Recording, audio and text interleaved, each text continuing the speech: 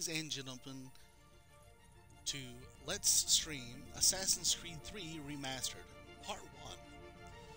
If you checked out the last stream, we've done this before, but YouTube didn't like it, so we're going to try this again. Also, a little bit of an issue was that there was a bit of a copyright issue with, I showed the cinematic trailer, and I guess a remixing channel probably has a bot. It's probably absolutely innocent, but, you know, I like to have a markless record myself. Alright, so, welcome to Assassin's Creed 3. This is one of my favorite in the series. I think that the soundtrack, as you can probably tell in the background here, as well as the story, is just top-notch. This also marks the first game outside of the Ezio trilogy.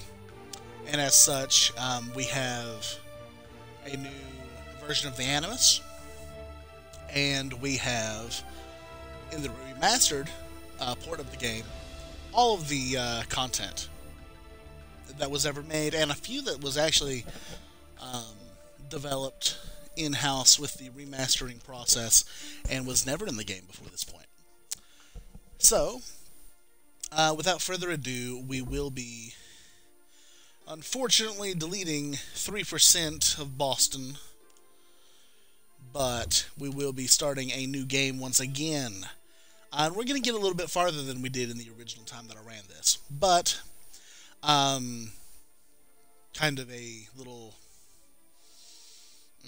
summary of what we're going to see. We're going to see the complete single player of the original game.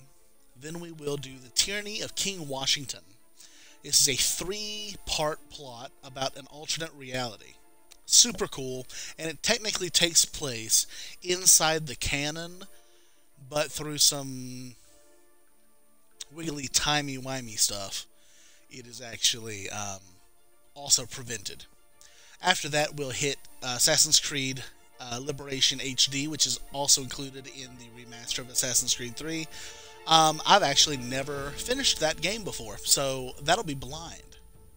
And then we'll get on to the rest of the Kenway saga. Okay. That is pretty much everything that I've got there, so I will let William Miles catch us up on the story up until now.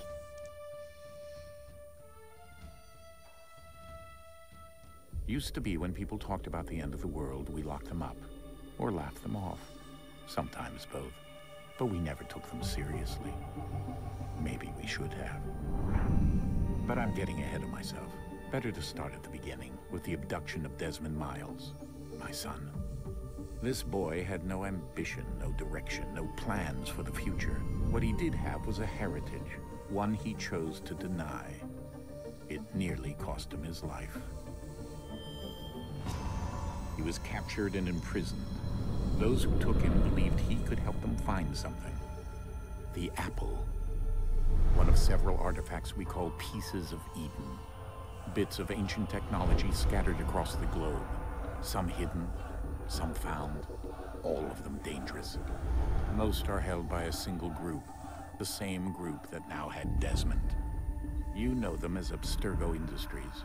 We know them as the Templars, as the enemy. We've been fighting them for thousands of years, even longer if you believe the stories of their origins. I do. After all, I've seen the truth. That's the beauty and the horror of the Animus. A device that allows us to enter and experience the lives of our ancestors. It holds the power to change everything, to show us history the way it really happened. Up until its creation, to the victor went the spoils, went the truth. We're trying to fix that, to free minds and bodies both. But there's only so much that we can do, and the Templars have the upper hand these days. But something larger than the Assassins and Templars is approaching. Bigger than all of us. And if we can't find a way to stop it, these next few weeks will probably be our last. Everyone's last. In the end, it all comes down to him. To Desmond. Through the Animus, he discovered his heritage, explored the lives of his ancestors, and uncovered their secrets. When that was done, he trained. He used another ancestor to provide decades of experience in the span of a few days. It worked. We think. We hope. Soon, though, soon we'll know. That ominous date fast approaches, December 21st, 2012. None of us knows what it'll bring, only that this is where they want us to be, when it does. They've been guiding us in their own fractured, frustrating way. These voices from the first civilization, the ones who came before, a precursor race of immense power and uncertain motives.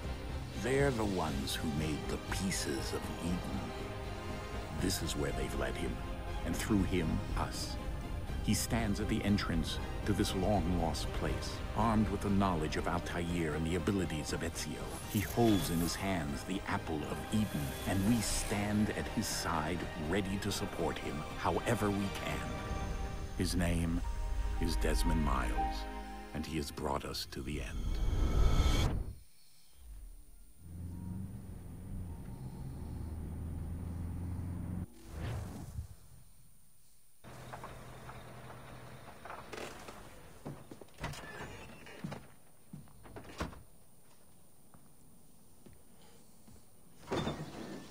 We're here. All right. Everyone got a facelift. Look at Desmond. He looks nothing like he used to. Okay. Now.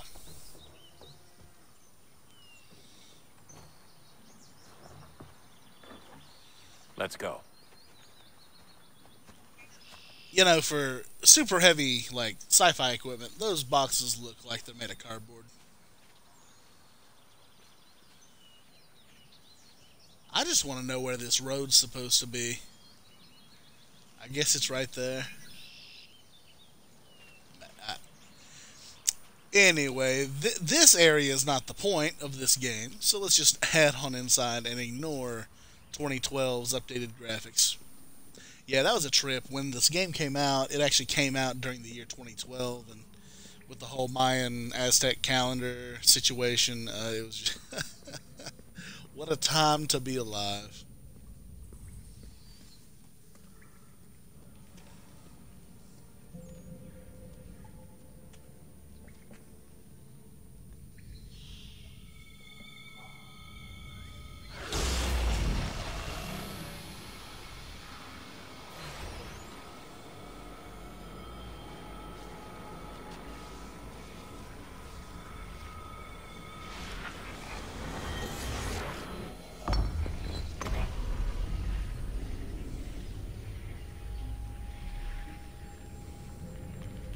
In another moment, down went Alice after it, never once considering how in the world she was to get out again.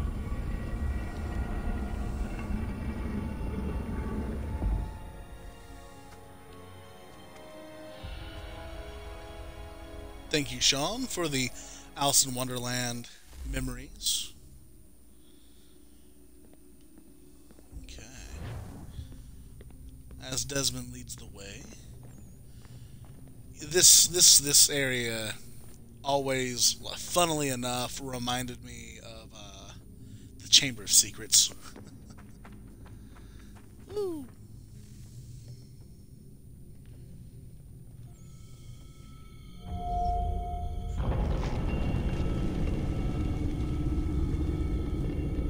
I think we're here.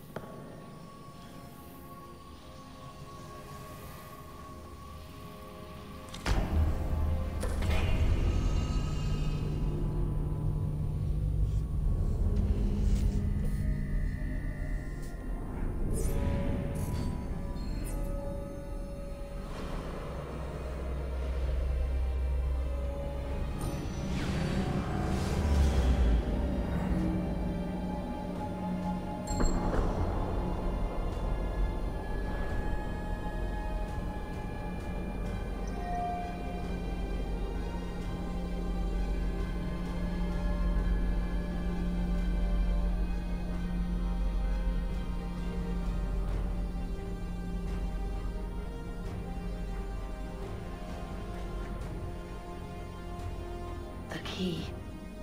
You must find the key. Son? Sir.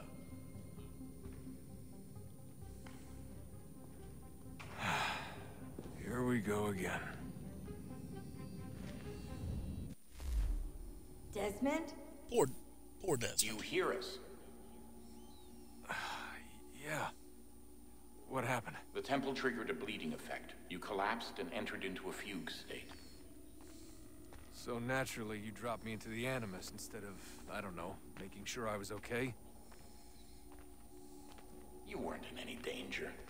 Besides, the temple appeared to be communicating with you, and I didn't want to risk severing the connection. At least not until we knew what it wanted. Right. Of course. Son, No, it's fine. I get it. And I know what I'm looking for, by the way. It's a key. Just no idea where it is, though. I guess that's why she triggered the bleeding effect. She? Juno, Dad. She's talking to me. Okay, Desmond. While you were, visiting Constantinople, we picked up a software update for the Animus. I'd like to run a couple of quick tests, make sure there aren't any major issues. All right. What do you need me to do? We'll start simple. Walk to the marker over there. Makes sense. Let's see.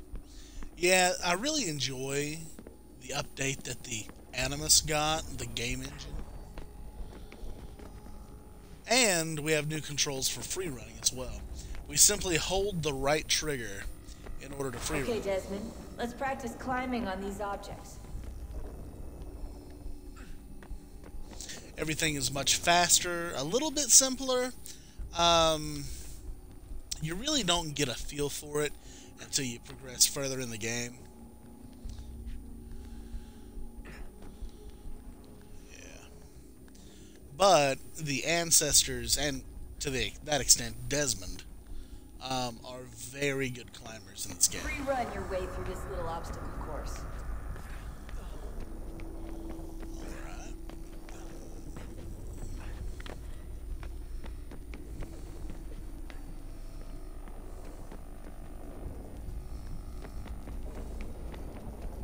That's a constraint.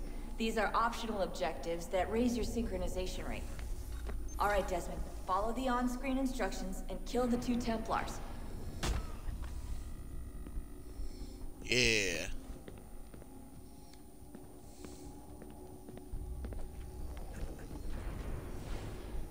All you have to do here is jump the gap. Alright.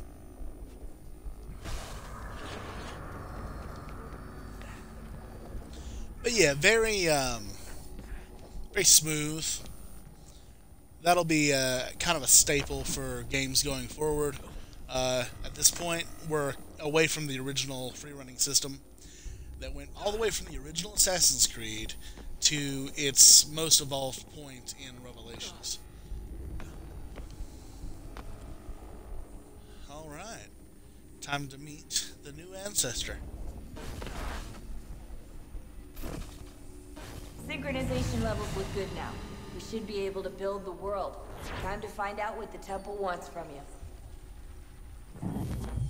Yes, and who is this dapper-looking gentleman? I know, but you all might not. And we'll watch so wonderfully as the Animus constructs everything. Sir? Sir? Everything all right, sir? Yes, fine. I'm just preoccupied, that's all. Don't forget your invitation. Master Birch will be meeting you inside. Thank you. Where shall I retrieve you once you're done? Front of the Opera House. And be quick about it. Don't expect to be here long. I'll bring her round at once. Oh, Holden. James Holden.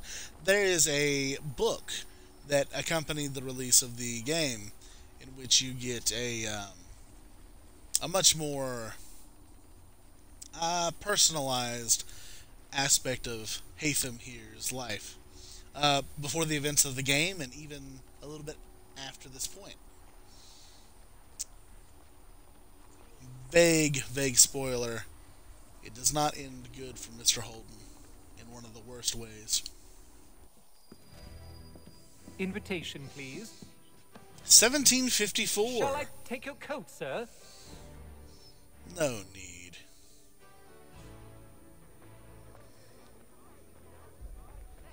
Yes. Ladies Look at and this. gentlemen, you are requested to kindly find your seats. You might hear this referred to as Covent Garden, which it faces, or the Royal Opera House, which it later became. However, this is the original theater, Royal Building, opened in 1732, destroyed by fire in 1808. It will be rebuilt, then destroyed by fire again in 1857, and then almost completely renovated in the 1990s. They've installed a smoke detector this time. The original theater lineup was varied, containing ballet, operas, and even acrobatics. Many of Handel's operas opened here, right up until his death in 1759, when he mysteriously stopped writing them. Oh, Sean. But the building was mainly used for presenting plays, at least for the first 100 years of its history. The reason? It held the exclusive rights to perform spoken drama in London, awarded by King Charles II. Yes, kings could do that, though why they would is beyond me. I love it.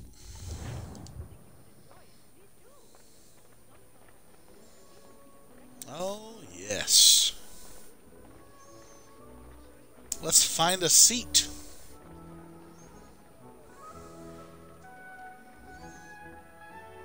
Ah, the theater. Good evening, sir. This way, please.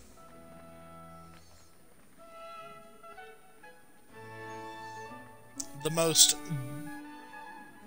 dilapidating issue. Moving into a theater seat. Oh, tragic.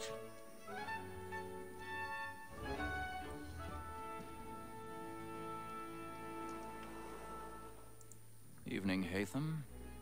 Reginald? I can't tell you how happy I was to hear they'd mounted this revival. Gay's best work by far. Have you seen it before? Once. My father brought me here as a child. Though I remember little of it. I don't suppose tonight will afford me the luxury of a proper viewing either. No, I'm afraid it won't. On to business then. Do you see him? And a statesman, because he's so great, thinks he's trade as honest as mine.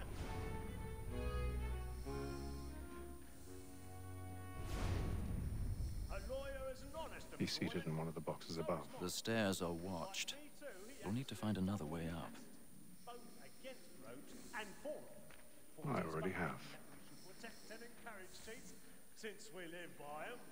Sir, Black Mall at set word of trial comes on in the afternoon. Alright, we will find a secluded area to climb. Bring her on. As the wench is very active. 1,000 pardons.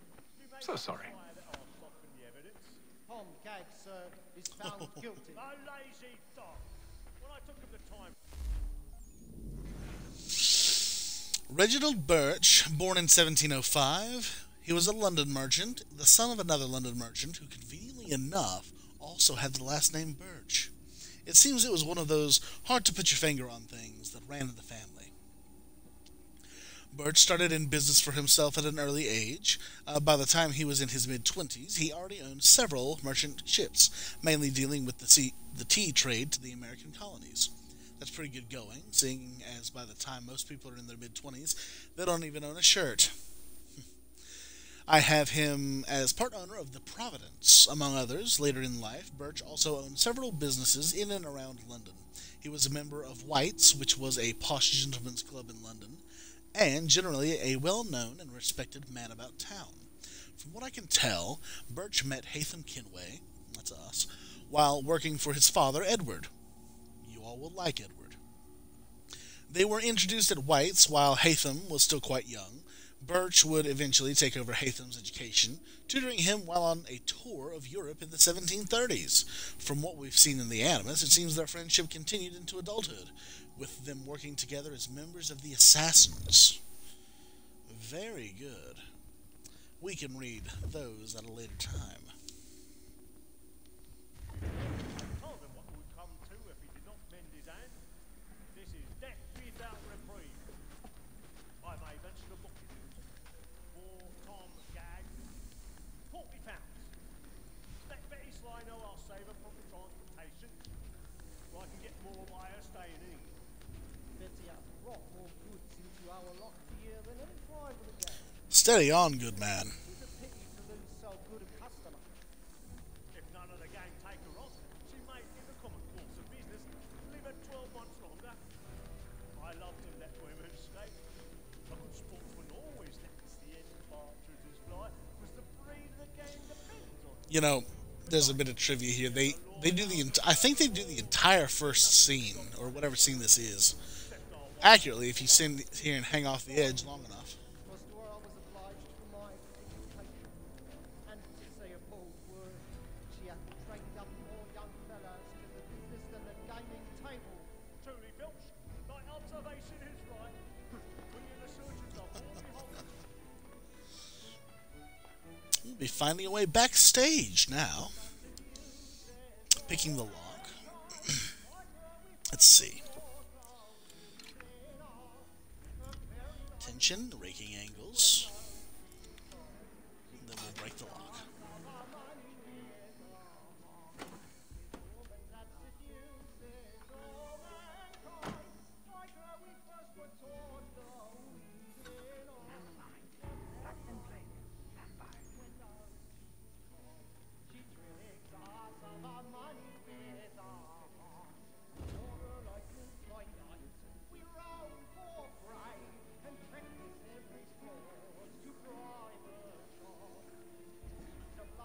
Alright. Finding a way across the stage. Go this way.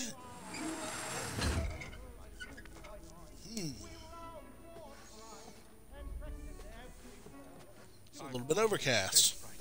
A little Dutch courage up at the bloom in your cheek.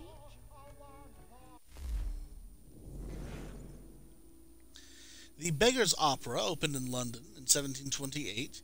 It's a musical, one of the earliest ever created. It was written by John Gay, a writer and friend of both Alexander Pope and Jonathan Swift, two of the prominent literary figures of the day. The opera was both popular and controversial. Popular, partly because it was an excellent skewering of Italian opera, which was very popular at the time.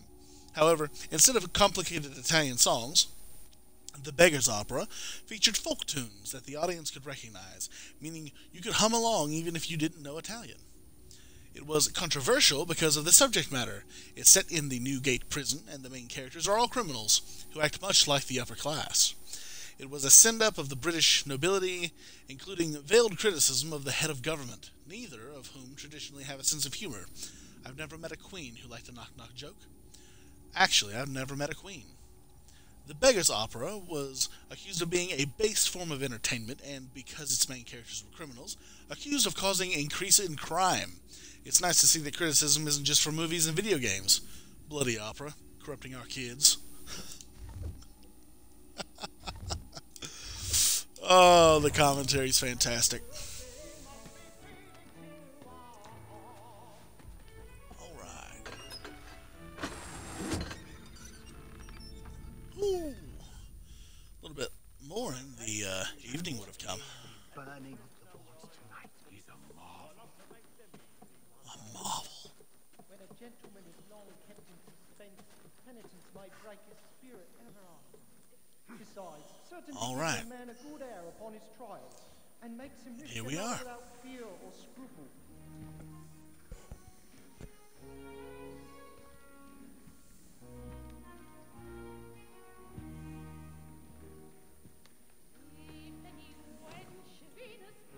Haytham.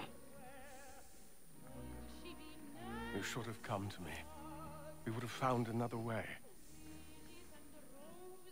Yes. But then you would have known. For what it's worth, I'm sorry. As am I.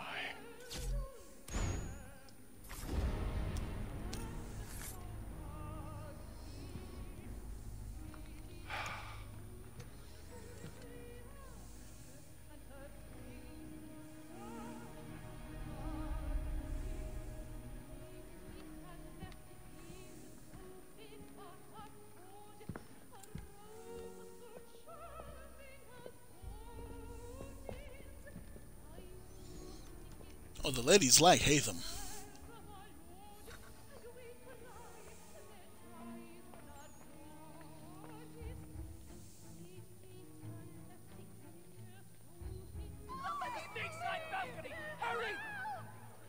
Come, please! Over there!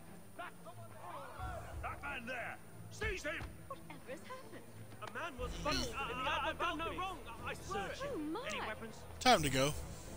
I beg your pardon. No fussing, please. please. Let us through. Peace, friends. There is no danger. Peace, friends. There is no danger. Try to remember. Order! We must have order! It happened We right must at that leave at balcony. once. What are those men doing? About. I'm staying where it's safe. Hope Reginald got out okay. Order! We must have order! Hey! You better slow down. Where are you going?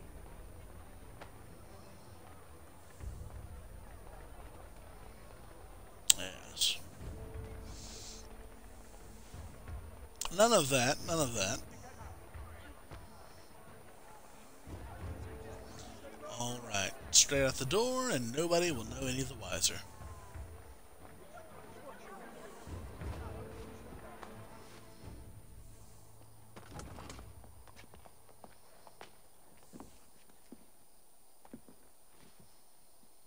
And how was the opera? Rather dull, truth be told.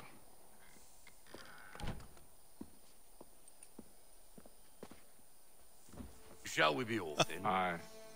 To Fleet and Bride. By your command.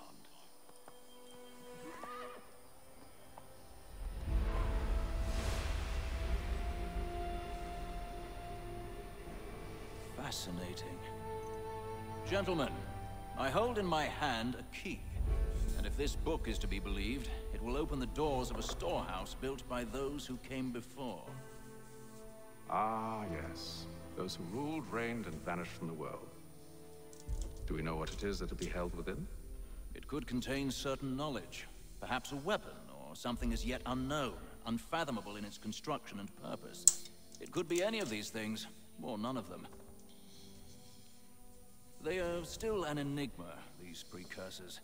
But of one thing I am certain. Whatever waits behind those doors shall prove a great boon to us all. Or our enemies, should they find it first. They won't. You've seen to that. I assume you know where this storehouse is? Ah, Mr. Harrison. Gentlemen, How fare your calculations? I believe the site lies somewhere within this region. That's a lot of ground to cover. My apologies. Were that I could be more accurate. That's all right. It suffices for a start. And that is why we've called you here, Master Kenway. We'd like for you to travel to America, locate the storehouse, and take possession of its contents.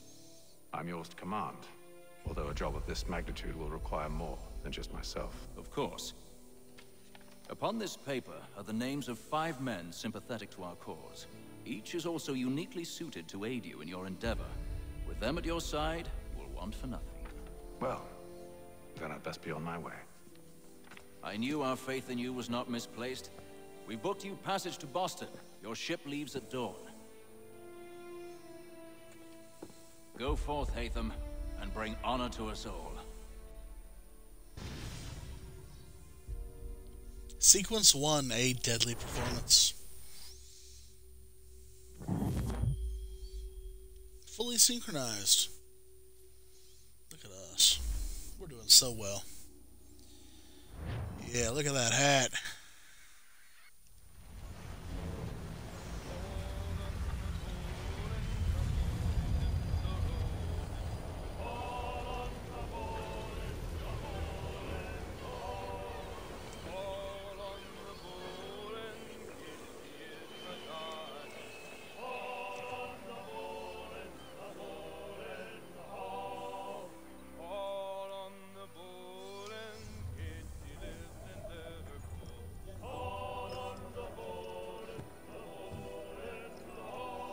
fresh air might do me good.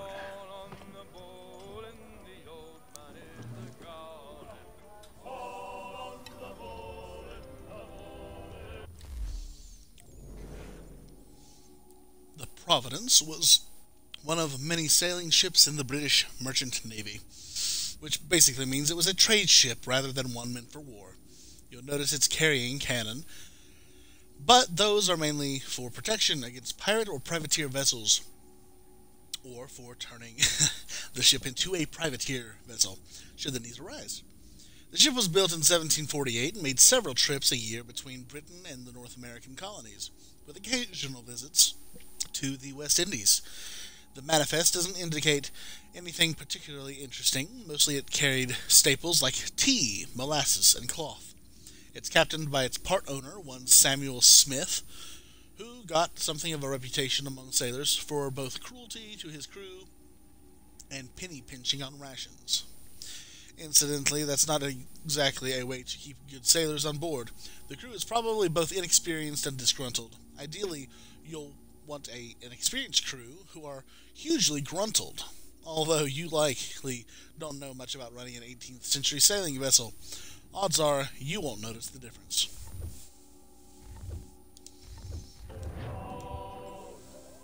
Lovely. And so this is the ship.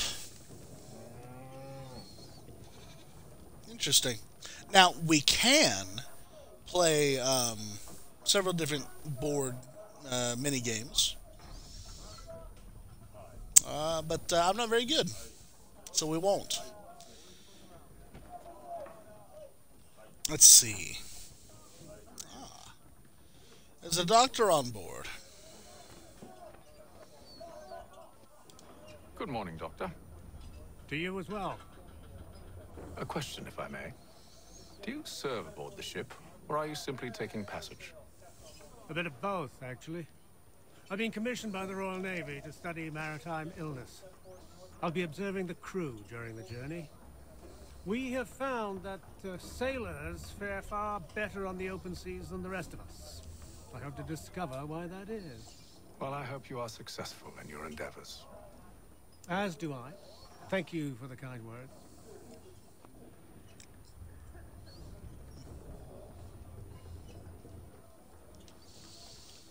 Let's see. A moment to talk? Ah, a fellow Londoner. Good to see I'm not the only man of means aboard. Rupert Martin, pleased to meet you. Haytham Kenway. Pleasure. Seems we picked an excellent time to leave the city. Oh? You didn't hear about the murder at the Opera House? No. What happened? They're still trying to sort it all out. And I suspect they'll be at it for a good long while. Any word on the motive? They've ruled out robbery, so perhaps it was a business arrangement gone sour. Or something more personal, more lurid. Who knows? But I am glad to be away from it. The city grows more dangerous by the day.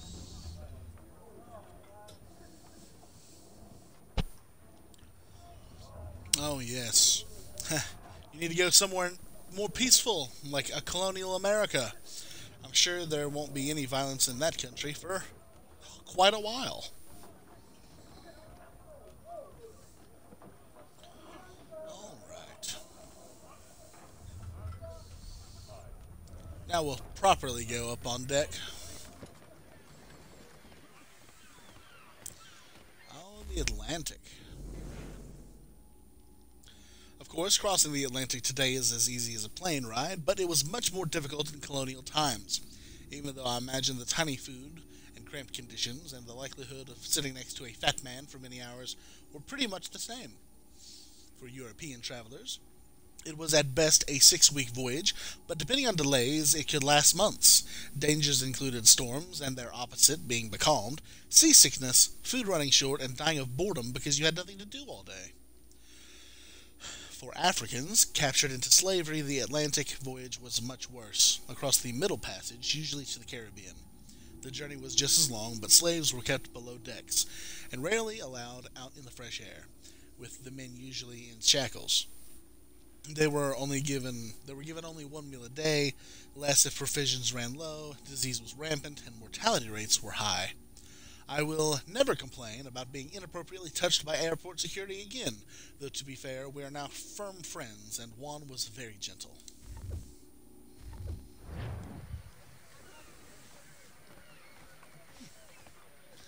And there he is, one Samuel Smith. Captain? Mr. Kenway. I just wanted to thank you again for taking me aboard, and apologize for any inconvenience it may have caused. Inconvenience would be an understatement. I'm sorry, I don't follow. My ship was held in port for 2 days that we might accommodate you. I lost several contracts as a result. I had no idea. Of course not. You nobles are all the same. Yeah, we don't like Smith. Oh dear. Maybe we'll speak to the helmsman. Optional conversations are conversations I want to have. I have several optional conversations all the time in my life. Hello, sir. Do you expect we'll have a pleasant crossing? It is a quiet time of year, though rogue storms and troubled waters are not unheard of. But no need to fret. At worst, they'll prove an inconvenience. I'm more concerned about pirates and rogue privateers. Have you encountered them before? Aye. But the Providence is a strong ship, and her crew well trained. They will surely keep us safe.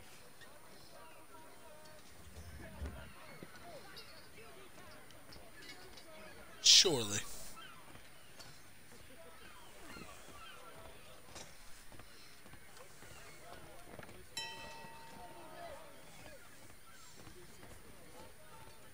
Now, something else that has changed a little bit. All will be well. You sure about that? It's coming up very shortly. Have I ever led you astray? Nah. No, you don't sit right with the others. Have faith, my friend. You'll see. Well, well. Seems our esteemed guest has deigned to grace us with his presence. You might want to head back to your quarters. Top deck's no place for tender parnells. So I thought. And yet here you are. Fancy yourself a joker, eh? Let's see how funny you find this. That's enough, Graves. Stay out of this.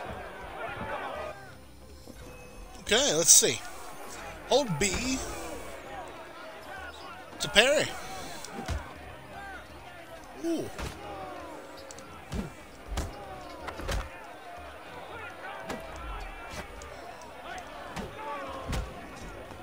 Listen to this, Hector. Thinks he can swagger on up here and declare himself king of the castle. Please, Fats, call this off. If the captain sees us... To hell with the captain. And to hell with you, Mills. Whose side do you on, anyway?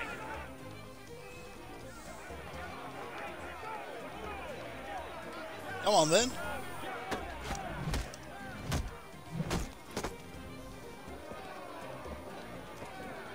I'm ready to go again if you are. This is unwise. Why is that? You think I'm afraid of you? No. But you should be.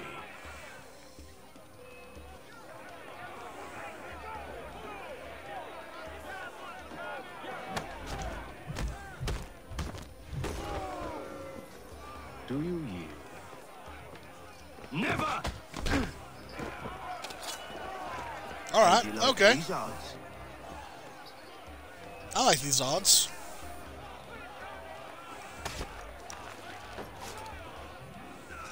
What's the meaning of this?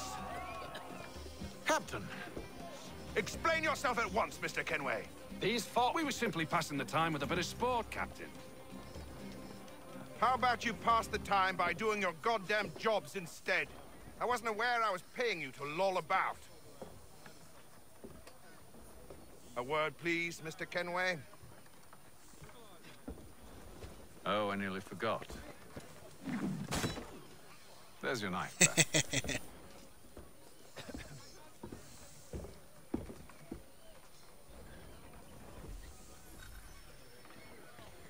I don't care for you, Mr. Kenway. I've had nothing but trouble since you came aboard. Your problems have nothing to do with me. I beg your pardon? You're a poor leader, ill-tempered and cruel, and it's clear your crew has no respect for you. I don't want to argue. In fact, I need a favor. Oh, this is rich. I suspect some of the men intend to mutiny. Really? What a surprise. As I cannot trust any of them, I am compelled to turn to you. And why should I help you? Because if they do intend to betray, I'm the only hope you have of reaching America alive. Well, what will it be? If what you say is true, what other choice do I have? Thank you. But let me be clear. Should you ever dare to insult or threaten me again, I'll not hesitate but to cut off your head myself. Are we understood? Excellent.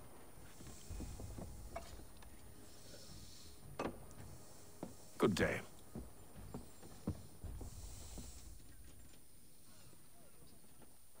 Terrible.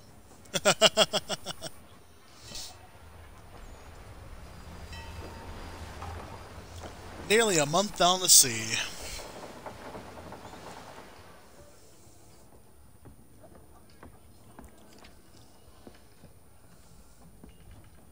Mr. Kenway. Captain? Whatever they're up to, I believe it's coming to a head. I'd best get to work.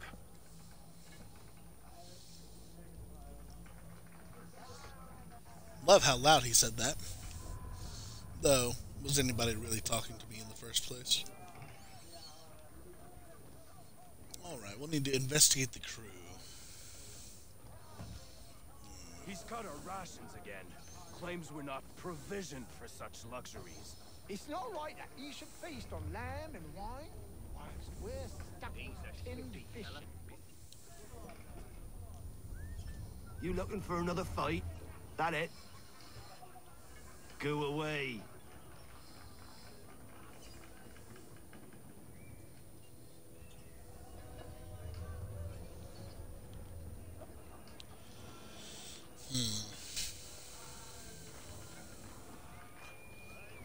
Maybe in the galley. Lewis Mills. A deckhand originally from where we British somewhat optimistically call sunny Brighton. He got his love of the sea from his father, who was also a sailor. He first took young Lewis to sea with him at the age of 10, sailing from London to Boston on a vessel named the Windward. As he grew older, Mills kept working as a merchant marine, traveling the world and gaining a reputation as a reliable and level-headed sailor. He joined the crew of the Providence in 1752, staying with the captain and crew through a variety of hardships. Though by 1755 he was thinking of moving on.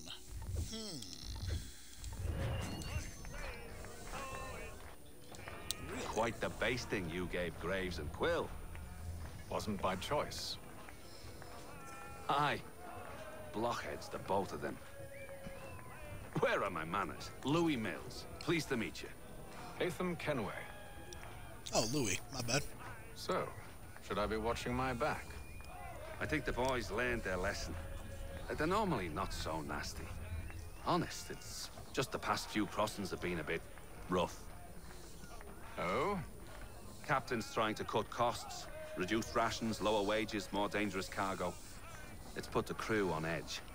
Is there cause for concern, then? Not if I can help it. But the captain needs to think about the way he treats his men.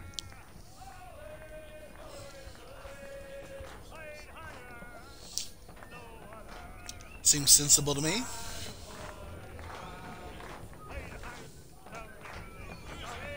I ain't got nothing to say to you.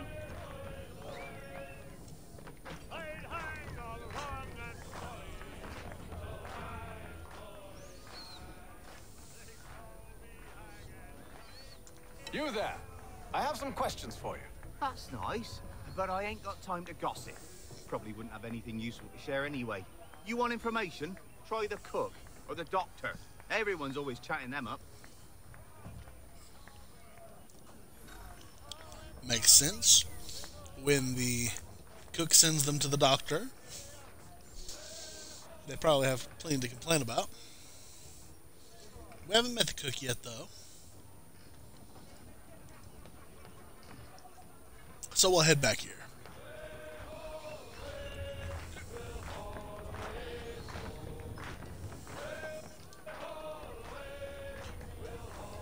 Won't be serving for another couple hours. Some biscuits in the barrel if you're desperate. Actually, I've come with a question. What's that? Have any of the men been acting strange recently? Said anything that struck you as out of the ordinary? The boys cry about the rations, as if there's anything I can do about it. But beyond that, I ain't heard much. My advice, go find James. His ears are always open. And where might I find him? Right behind you, actually. He's the one sitting on the barrel.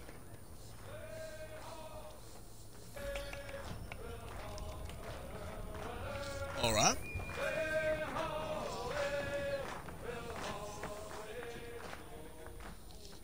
Are you James? Aye. Hatham Kenway. Pleased to meet you. I know who you are. I was hoping you could answer some questions. I figured as much, but not here. Follow me. So, what do you want to know? Have you seen or heard anything out of the ordinary since we left port? Anything that gives cause for concern? Some of the men have been gathering at night on the upper deck. I've only caught bits of their conversations, so I couldn't say for certain what they're up to. But I suspect it bodes ill.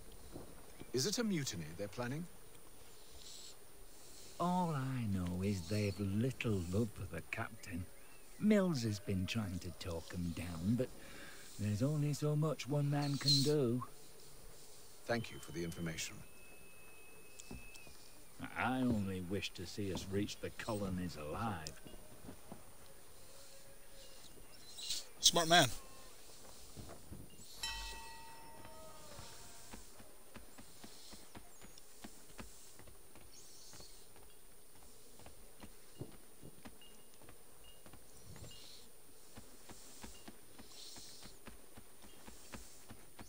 Can we talk to the captain? You must expose whatever they're plotting. Your crew is a tight-lipped bunch, but I'll see what I can do. Well, hurry up. Oh, man. This guy.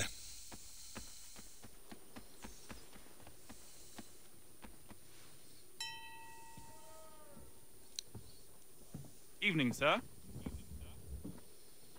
How are things? Calm and quiet. Just the way I like it. What brings you topside? Thought I'd wander a bit. Stretch my legs. That's all. Take care where you tread. The deck hides all manner of danger in the dark. What was that? Someone's throwing cargo overboard. But why?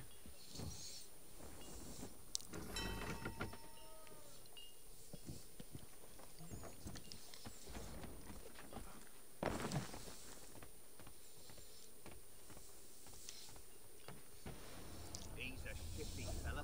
Won't hardly take his hat off. Keeps his face hidden too, so we can't see him watching. Quiet! Here he comes. Make like you're He's cut our rations again. Claims we're not provisioned for such luxury. I don't like that. It's not right that you should feast on lamb and wine, whilst we're stuck with tinned fish and biscuits.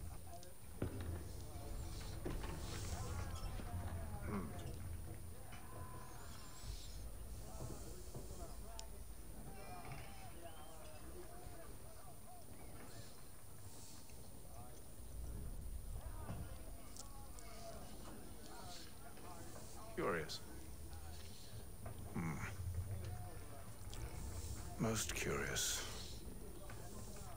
That's a trail. If ever I saw one.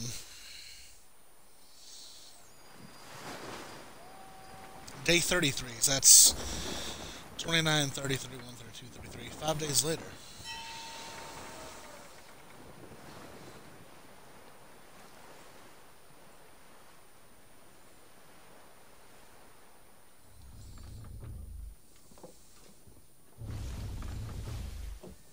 Any news? Each night it's the same. I scout one area, and they drop the painted barrels from another. I'm going to need to recruit an extra pair of eyes. Maybe James or Mills. Why are they doing this? Near as I can tell, the barrels serve as markers. They're leaving a trail. My fear is it's only a matter of time before whoever's following it... Ship sighted aft! She's making ready to fire! Beat to quarters, men! Ready the... Brace! Everybody down!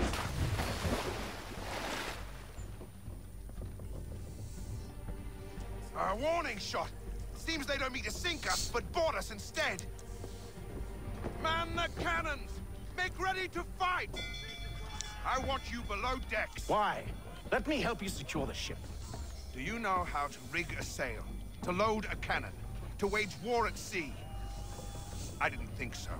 Now return to your cabin, or do I need to have you escorted?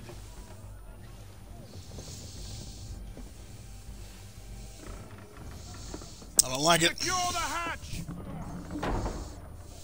Haytham.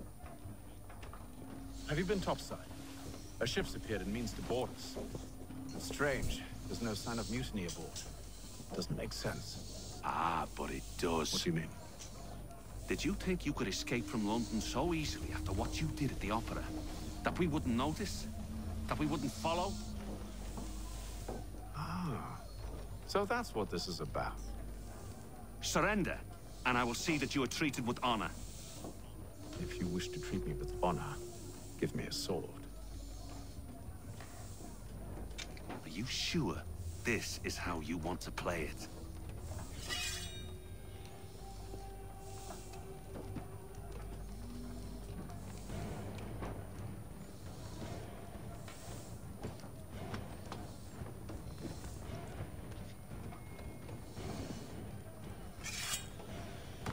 All right.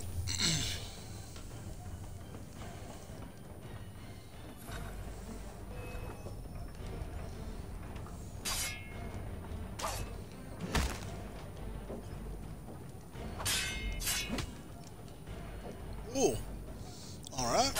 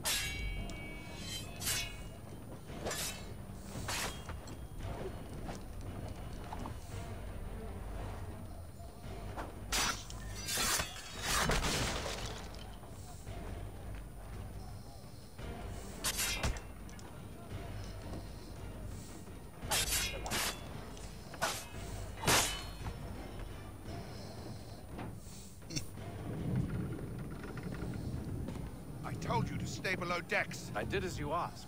Only Mills was there waiting for me. He's the one that drew that ship here. There was no mutiny, only him. What do they want? Me. Then they can have you. Is that so? They'll catch us anyway. There's nothing to be done. I can think of something. You wish us to sail into the storm? It's our only chance. I won't do it. Then I will. All right. All right.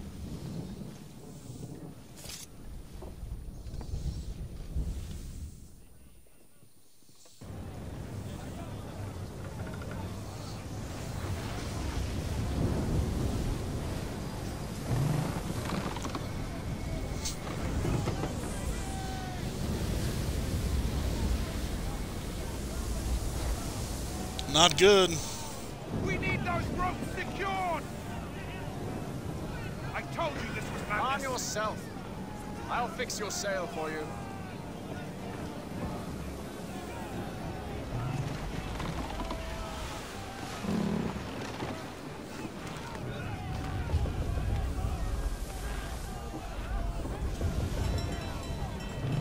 Ooh!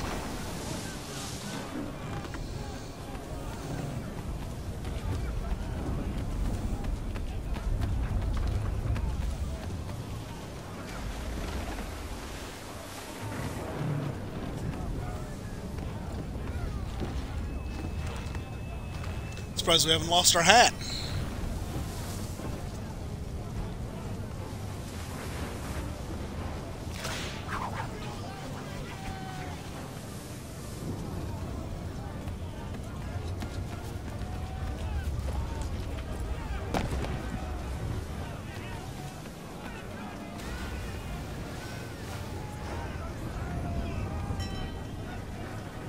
We need more speed! Loose the sails! Paint them! You take the foremast! James! To the mainmast with you!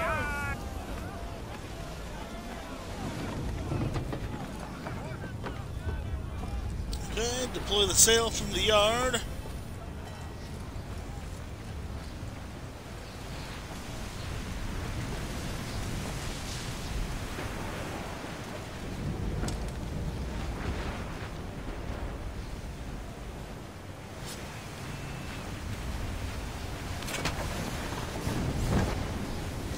There we go.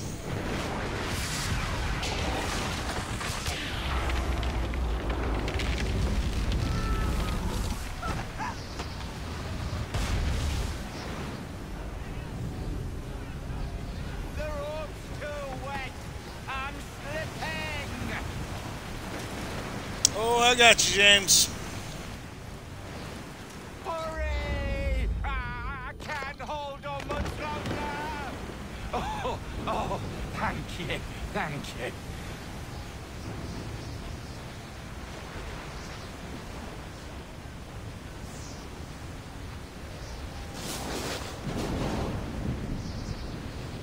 Capsized. They didn't do any better. Whew.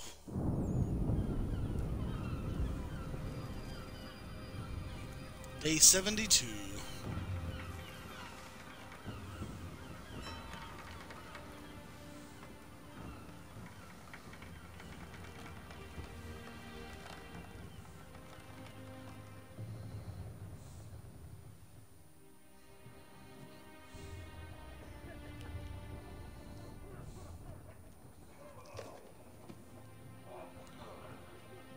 You got biscuits. It's high living, Master Kenway.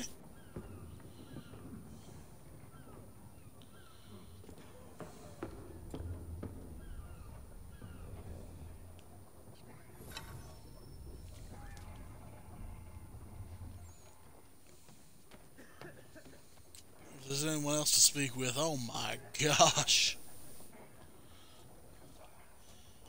I wonder if anything's still standing.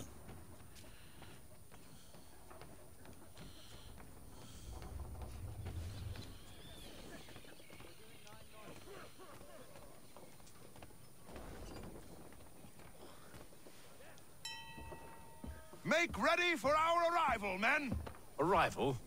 I see no land, only this interminable fog. The gulls tell us all we need to know. Climb into the crow's nest and you'll see.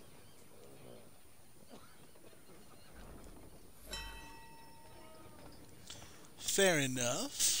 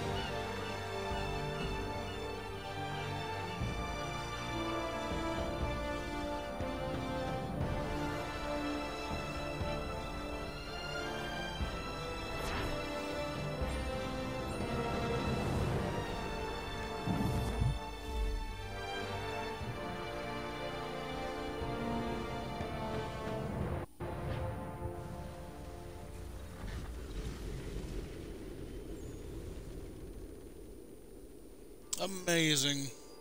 Boston, 1754.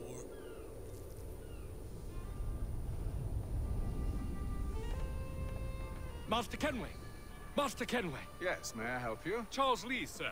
A pleasure to make your acquaintance. I've been asked to introduce you to the city, help you settle in. Oh, no need, sir. I've arranged for your bags to be delivered to the inn. Are you by any chance John and Isabella's son? One and the same. Your commission is with Edward Braddock, is it not? Aye. But he's yet to reach America, and I figured I might... Well, at least until he arrives. I thought... Yes? Out with it. Forgive me, sir. I had hoped that I might study under you. If I am to serve the Order, I can imagine no better mentor than yourself. Kind of you to say, but I think you overestimate me. Impossible, sir. This way. Someone stop him!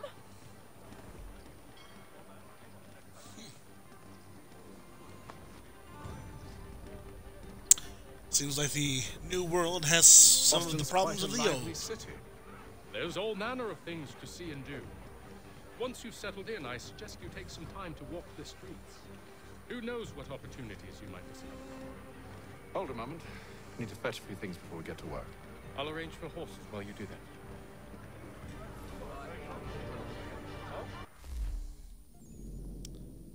The world map. Absolutely.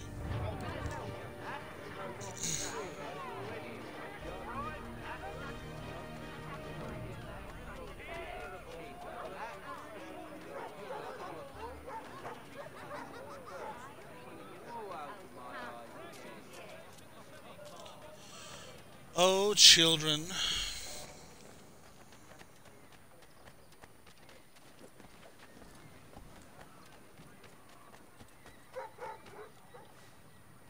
Damn sprigs. This accursed city will be the death of me. You seem troubled, friend. That's because I am. Greatly so, in fact. What's happened? I was robbed. The old Balkan file. Though I've managed to restore what's mine, I fear it's ruined. You mean the book? This is no ordinary book. It's an almanac. The first I ever wrote. Benjamin Franklin. Pleased to meet you. Hatham Kenway. You must be new to Boston. Why do you say that? You're still possessed of virtue. To stop and help an old lout like myself. I don't mean to impose, but you seem a spry fellow. Should you happen to find my missing pages, I'll reward you. Look, I'm not sure if I've... It's all right, all right. If you have the time, hurrah! If not, no harm done. The thing is useless in its current state anyway. But should you somehow manage to restore it, you'll find me inside that general store over there. Well, that was interesting.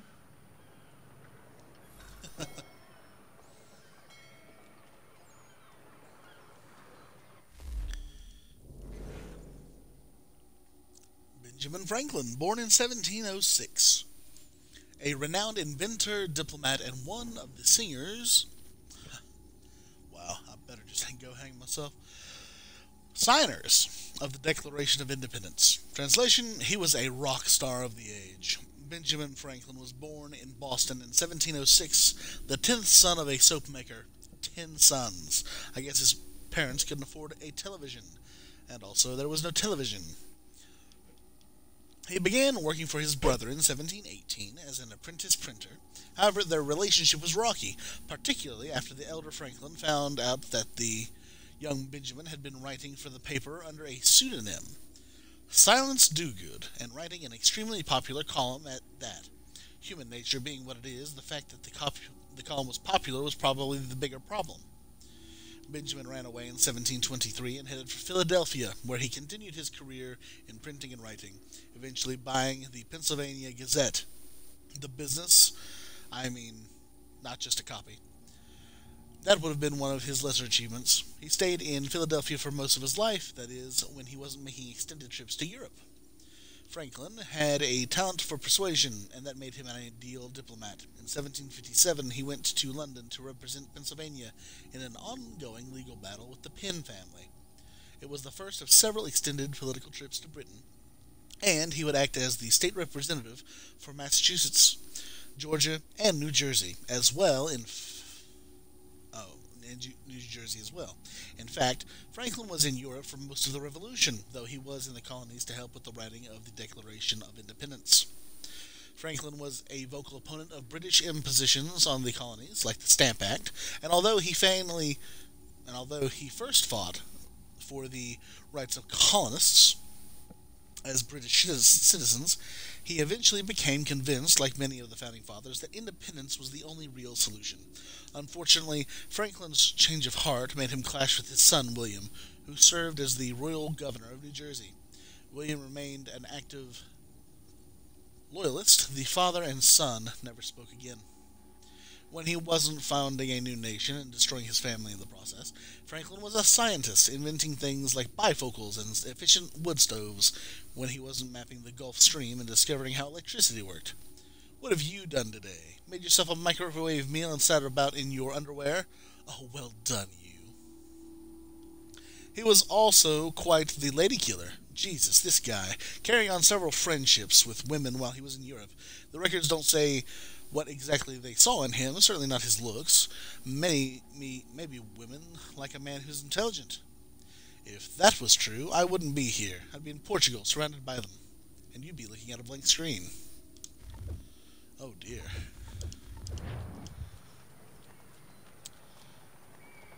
Well. Fortunate for us. Good to see you, my friend. I don't know what kind of an accent that is, but hello. We're going to buy some items, like a normal sword. You know, this blade is useful to settle matters quickly and effectively when close combat occurs. Its noiseless approach makes it reliable under any weather conditions, especially when black powder is dripping wet and unusable. The guard is wide and protects the wielder's hand. Sometimes it may also be used to punch the opponent. So we will buy that, and we will be grateful for it. As far as firearms go, we can get this flintlock pistol, which has better accuracy at short range and is thus less powerful than the musket. However, it is more comfortable in a fight than on a battlefield and easier to wield, offering more versatility. Because of the time it takes to reload after every single shot, many people will carry 2 or more pistols at the same time. We can try crafting a pistol sheath with 2 holsters to add and carry a second pistol. But that leaves us with 150 pounds left. But we are now properly equipped. Good for us. We can hold the right bumper to bring up the tool and weapon wheel and assign appropriate tools. However, this is actually how I prefer to have it.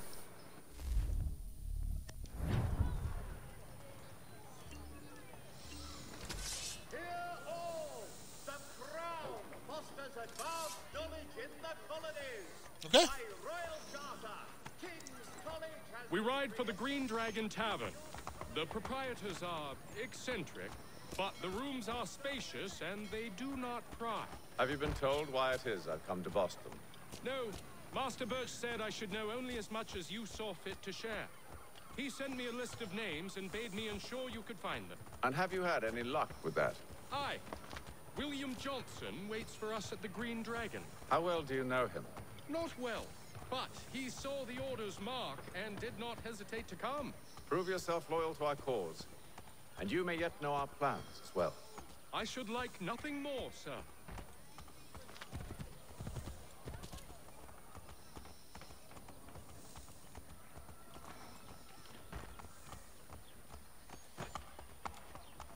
Boston, Massachusetts. Not nearly as spacious and sprawling as Rome, Italy, even the Holy Land. That is a mobile hiding spot. Huh. Welcome to Boston. We can purchase several new things.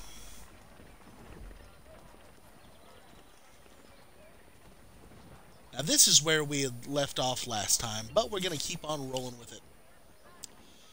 However, I believe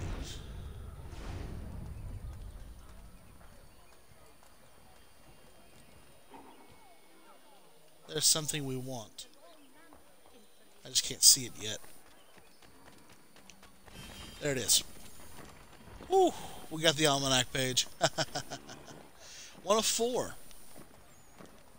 Now, before we go gallivanting in the Green Dragon Tavern, why don't we explore the city a little bit? And I can show off some of the new free running.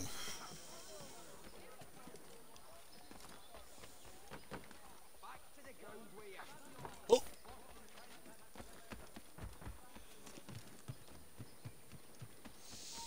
Not a whole lot to be done, but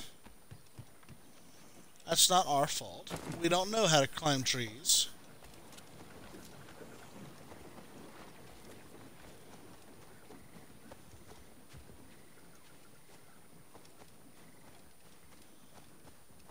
Ah, Mill Pond. This is the site of Boston's first, and for a good while, only flour mill. The mill owners closed this pond off from the Charles River, leaving only a small stream that led to the ocean. Twice a day, the tides in Boston Harbor would fill the stream, powering the mill.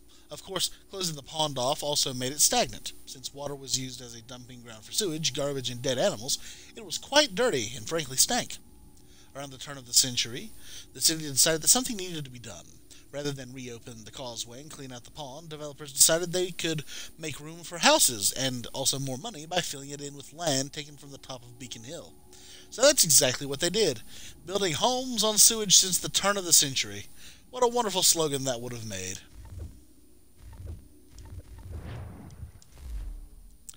Yes, I was about to say, I think that the map actually changes to suit that, but I may be wrong. Because it's certainly not gonna, we're not gonna see this turn of the century in this playthrough. Hello, horse. Let's continue on. Because I have not seen anything yet that could constitute as a viewpoint. We know how I feel about viewpoints by now, surely.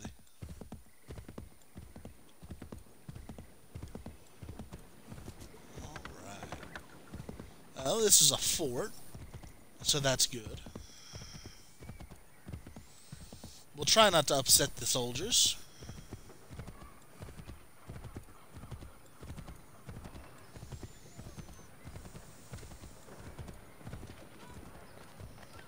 Notice to all citizens that the Mill Pond Bridge has been declared unsafe and should be obviated from your... Well, that's probably one right there.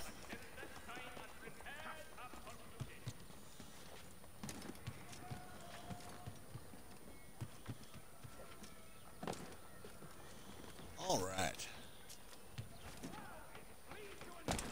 Oh. Oops. And is this not a viewpoint? That's very surprising if it's not. Let's take a look.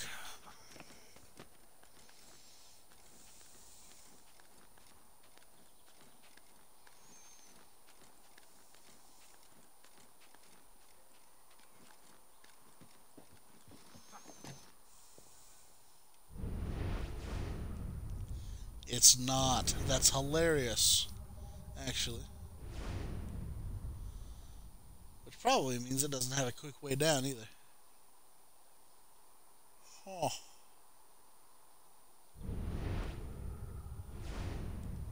I want to believe that that's a haystack right there, but I don't trust it.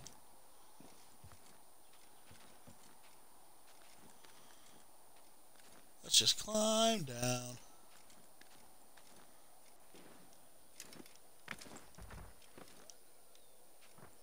Ooh. Is that a thief? and or courier. I did not know they were in these games.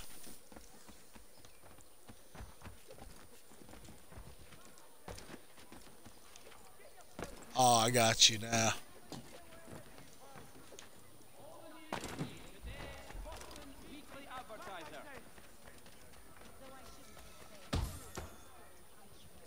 £42 and some flax. Interesting.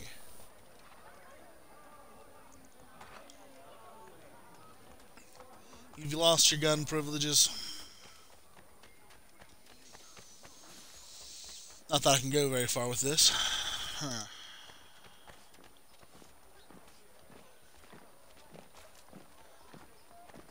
Now, what I will say, though, is that the crowds really have... I'm being stalked by my horse. They really evolved. St. Mary's will be raising funds to repair storm damage to the steeple. God blesses all dutiful citizens. I believe this is a mobile storefront. Yeah. We can buy things like bullets from here. Cartridges and smoke bombs, actually.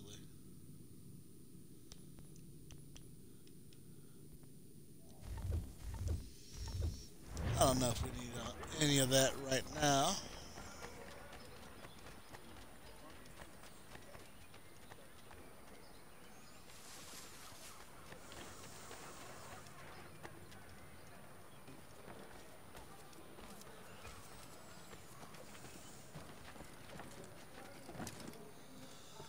Oh yes, we do have a little bit more of a good time when we're vaulting over mid-ranged walls and such.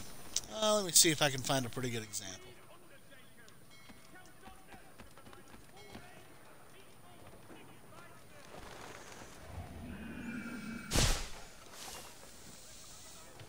Yeah, pretty good example. So right here, that's a terrible example. So, right... yeah, right here. We can quickly vault over waist level things.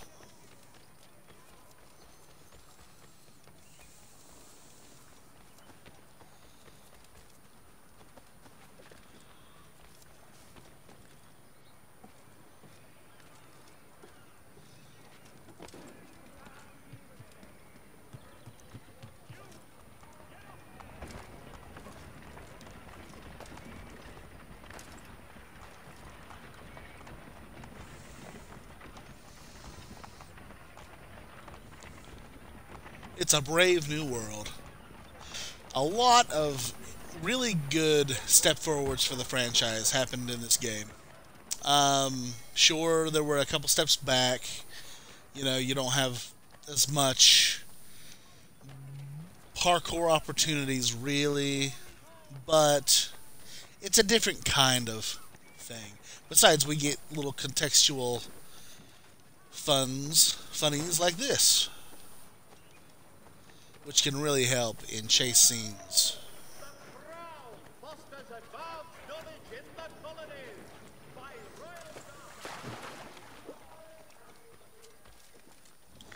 But wells are back. Cats and animals are back, actually. I think that we can attempt to pet the cat, but it really just does that foot thing. Ooh, they might not like this. Something else. If you see the highlight come across both of them, it'll be a double assassination. You don't have to guess anymore. Well, now that we've been out of character, let's head over to the Green Dragon Tavern. Oh yes, Charles, don't worry about what happened down the street.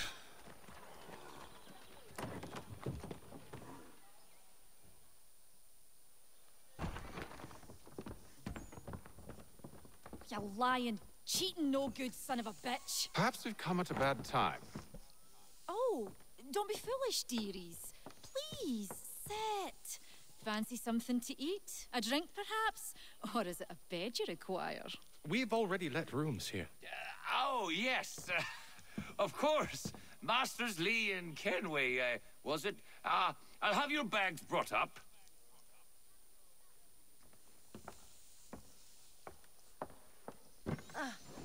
Do you require anything further? Only privacy.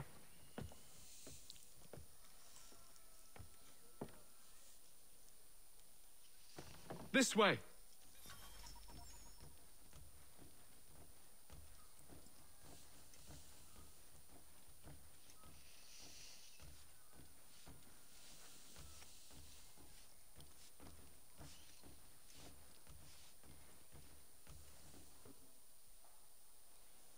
Sir, William Johnson.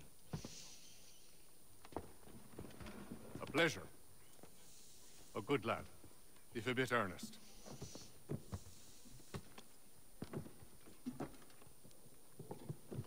I'm told you're putting together an expedition. We believe there's a precursor site in the region. I require your knowledge of the land and its people to find it. Sadly, my research has been stolen. Without it, I'm of no use to you. Then we'll find it. Do you have any leads? My associate, Thomas Hickey, has been making the rounds. He's quite good at loosening tongues. Well, tell me where I can find him. I'll see if I can't speed things up. We've heard rumors of bandits operating from a compound southwest of here. You'll likely find him there. Charles? Sir. We'd best be off. Of course.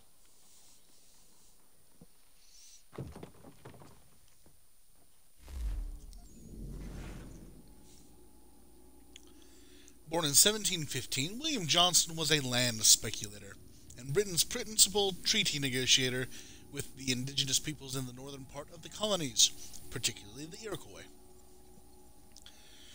Johnson was born in Ireland, but moved to the colonies in 1738 to look after his uncle's property on the Mohawk River. However, it wasn't long before Johnson branched out into business for himself, acquiring property on the opposite side of the river and setting up a sawmill and trading post, which he named Mount Johnson, which to me always sounds like mating instructions from a caveman. Oh, wow. In 1743, he moved to an even larger parcel of land, which he named Fort Johnson. He may have been an excellent businessman, but it's possible he lacked an imagination. Johnson befriended the indigenous peoples in the area, particularly the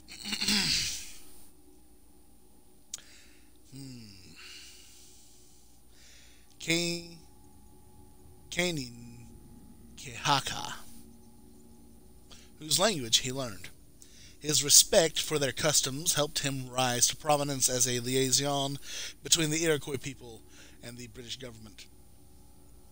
Johnson was named Superintendent of Indian Affairs in 1756 as a contact who knows the land and its people. He's probably the best you'll find. Well, good.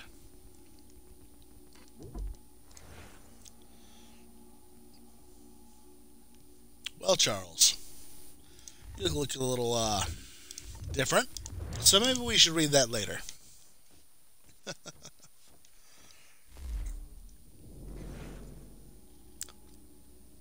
Thomas Hickey,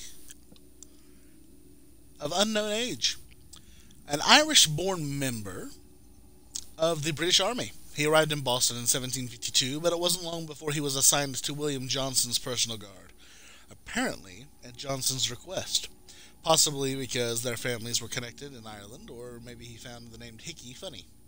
The record isn't clear. Hickey served under Johnson during the French and Indian War, but then he left the army after being written up several times for disorderly conduct. After 1760, Hickey disappears from the historical record for several years. I do, however, have several mentions in William Johnson's household accounts of payments made to T.H. It's possible Hickey was working for him as a spy. If so, he really should have developed some tougher codes to crack. The plot thickens, and we almost missed an optional conversation. I would be remiss.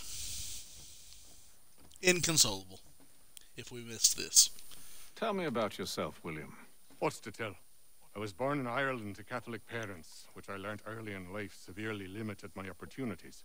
So I converted to Protestantism and journeyed here at the behest of my uncle.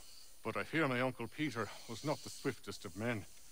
He sought to open trade with the Conyan Gahaga, but chose to build his settlement away from the trade routes instead of on them. I tried to reason with the man, but, as I said, not the swiftest. So, I took what little money I'd earned and bought my own little plot of land. I built a home, a farm, a store, and a mill. Humble beginnings, but well situated, which made all the difference. So this is how you came to know the Mohawk? Indeed, and it has proved a valuable relationship. With still no mention from your contacts of the precursor site? No hidden temple or ancient constructs? Yes and no. Which is to say, they have their fair share of sacred sites. Earthen mounds, forest clearings, hidden caves, but nothing matching what you describe. No strange metals, no odd glows. It is well hidden. Even to them, it seems. But cheer up, my friend. You'll have your precursor treasure. I swear it. To our success, then. And soon. I like it. You know, that says follow Charles, but Charles seems a little comfortable up there. Why don't we lead on?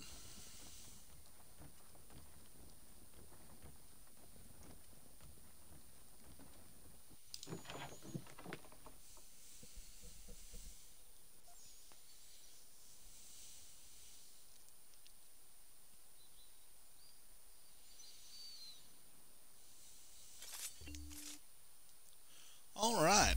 Still in Boston, it seems. But far to the west. You know, I think that is a lovely place to go ahead and put a pin in this episode. The work will begin in episode 2. I'd like to thank everybody who's tuning in live and will be watching this after the fact. This is a brave new world, a brave new game, and a brave new ancestor in Hatham Kinway. Quite dashing, isn't he? There you go. I think that we're going to have quite a wonderful time. We can even aim our gun. What a time to be alive. We have kind of gotten away from the old schedule of Mondays, Wednesdays, and Fridays. Personal stuff, you know. But if you enjoy the content I put out, please follow me on Twitch. If you want to catch my streams live. Excuse me. And if you prefer binge-worthy content on the go, please consider liking and subscribing at my YouTube channel. I upload the VODs to that site after every stream, so you can always be relatively caught up. This has been Jeff the Narrator, and I will catch you in the next one. And remember, keep telling stories.